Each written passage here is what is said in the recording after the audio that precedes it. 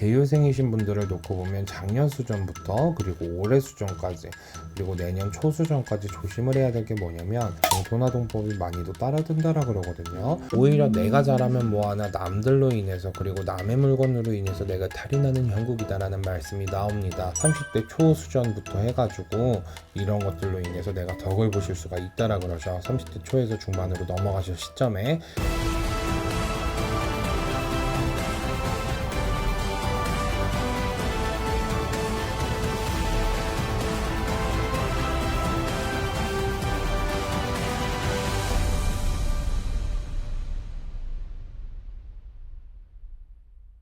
선생님, 이번 시간 주제는 2022년 닭띠 운세입니다.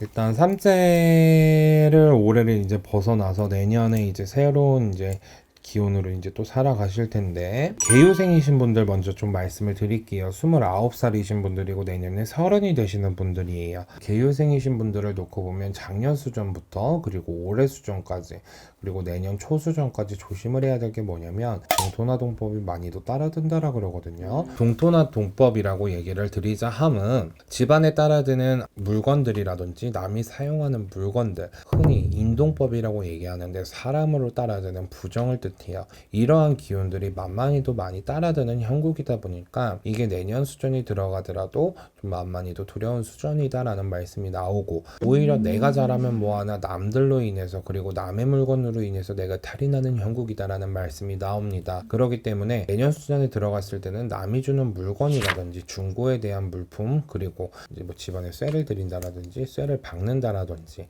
인테리어를 한다라든지 하는 부분이 있다라고 한다면 내년 수준에는 좀 많이 조심을 해주셔야 될 것 같고, 사람이 따라든다라고 하지만 내년 수준에는 사람에 인한 사람을 보는 촉이 조금은 달라지실 수가 있어요.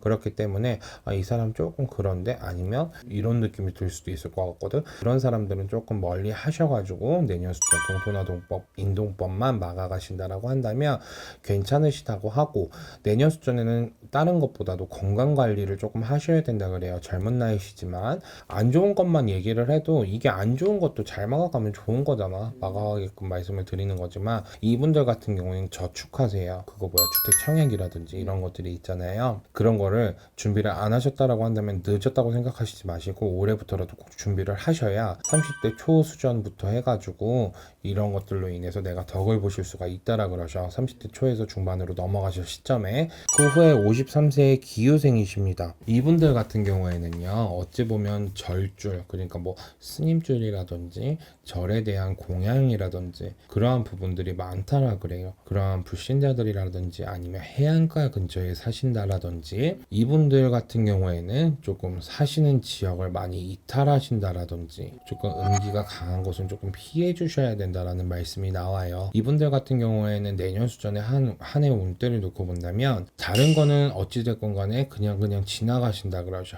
이분들의 사주를 놓고 본다고 하면 기문에 있어서 문제가 생긴다라든지 약간 이제 영적인 부분 그리고 정신적인 부분에 있어서 문제가 조금 생기실 수가 있다. 그렇기 때문에 이분들 같은 경우에는 허주의 놀림이나 빙의 증상이라든지 이런 것들이 좀 있으실 수 있다라 그래요. 그렇기 때문에 내년 수전에는 음기가 강한 곳 그리고 물가라든지 이런 곳들은 조금 피하시는 게 내년 수전에는 좋으실 것 같습니다.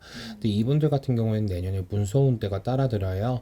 문서운대가 따라들기 때문에 그 문서운대를 잡으시고 일에 대한 집중이라든지 그 문서에 집중을 하셔서 다른 일에 조금 관심을 두지 않으시는 게 좋으실 것 같아. 65세의 정유생이신 분들이에요. 이분들 같은 경우에는 우리가 그냥 뭐 연령표로 봤을 때는 3세지만 길년에 속한다라고 대길년에 뭐 속한다라고 표현을 하지만, 내년 수전에 들어가면 올해 내가 짊어졌던 무게 뭐 짐들이나 빚이 있을 수도 있고 사람 간의 탈이 있을 수 있잖아. 그게 내년에는 수면 위로 올라오실 수가 있더라 그래. 그렇기 때문에 소리가 나온다라든지 구설이 나온다라든지 하실 수가 있는 형국이라고 하시고, 이것들로 인해서 내가 내년 수전에는 내 곳간에 있는 것을 내어줘야 되기도 해야 되겠구나 라는 말씀이 좀 나오시거든요. 그렇기 때문에 내년에 음력 2월 3월 수전에 들어가셔서 그러한 기운들 그리고 내가 나가는 것들 안 좋은 것들 그런 것들을 미리미리 막아가게끔 신령님들께, 말 그대로 본인의 조상님들께 예우대우를 하고 지나가시는 걸 조금 추천을 드릴게.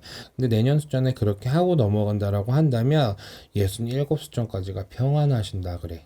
근데 새롭게 시작을 하는 부분들도 있다라고 하는 걸 보면 퇴직을 하신다거나 아니면 새로운 일을 본인의 이름을 걸고 진행을 하실 수도 있어. 그 안에서도 소리가 나올 수도 있으니 아까 말씀드린 것처럼 신령님 전에 조상님 전에 예우대우 하시라는 거예요.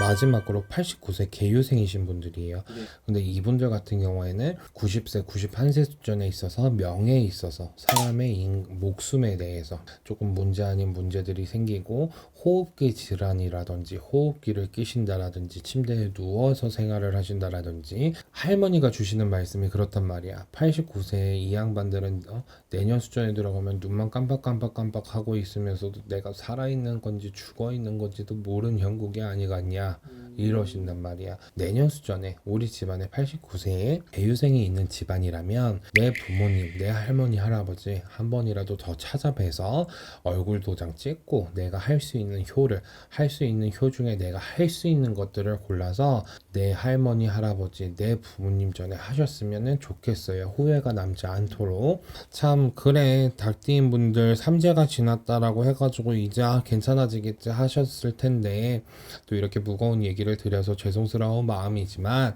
그래도 제가 얘기를 드렸던 부분들만 조심히 하고 넘어가신다라고 한다면 내년 수준부터 할 걸로 보이시니 너무 걱정하지 마시고 열심히 씩씩하게 살아가셨으면 좋겠습니다. 감사합니다. 황해도만신 벼락당 찡찡이동자였습니다. 감사합니다.